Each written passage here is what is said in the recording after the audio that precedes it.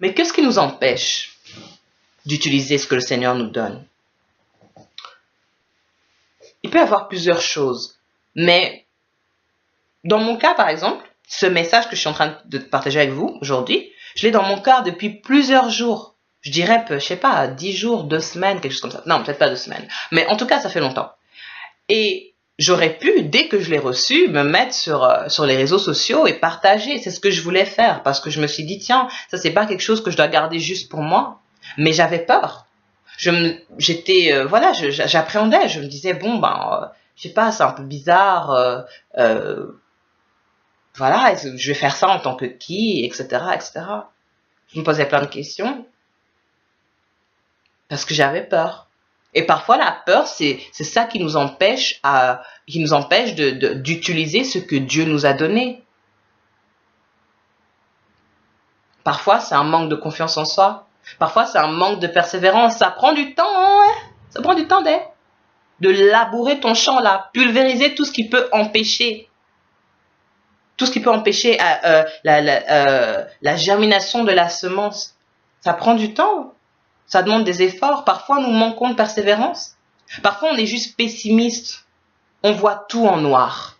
Ah ouais, non, ça va jamais marcher. Ah ouais, non, mais j'ai 10 000 raisons pour lesquelles c'est juste pas possible. Mais d'autres personnes, dans les mêmes conditions que nous, elles vont de l'avant, hein, elles moissonnent, hein.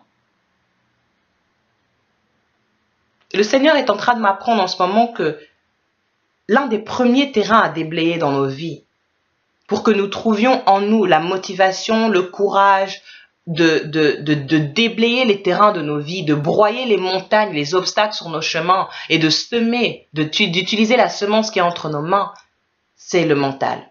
Un des premiers terrains à déblayer, c'est le mental. La Bible dit, et encore une fois, je ne peux penser au verset qu'en anglais, l'homme est le reflet de sa pensée. Voilà.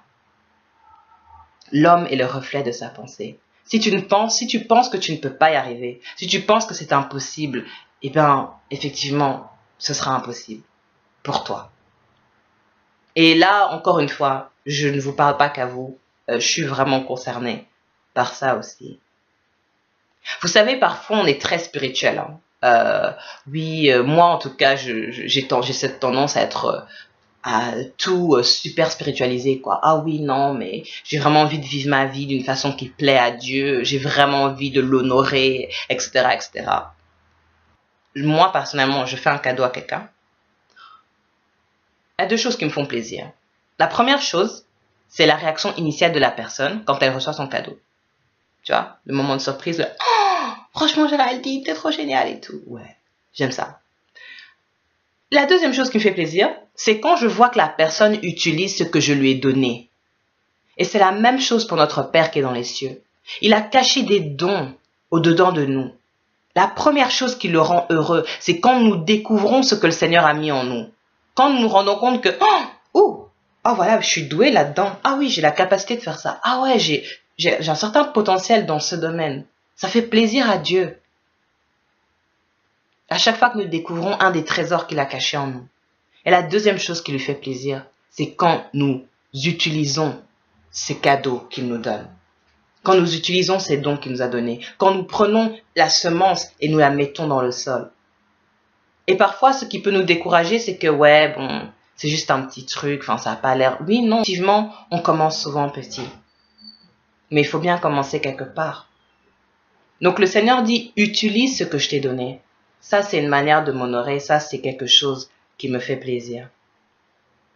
Donc, voilà, notre Père Céleste veut nous encourager aujourd'hui à nous lever, à déblayer le terrain de nos vies, à ne pas nous laisser impressionner par les montagnes et les mers qui se dressent devant nous, à utiliser ce qu'il nous a donné, ce qu'il a mis entre nos mains.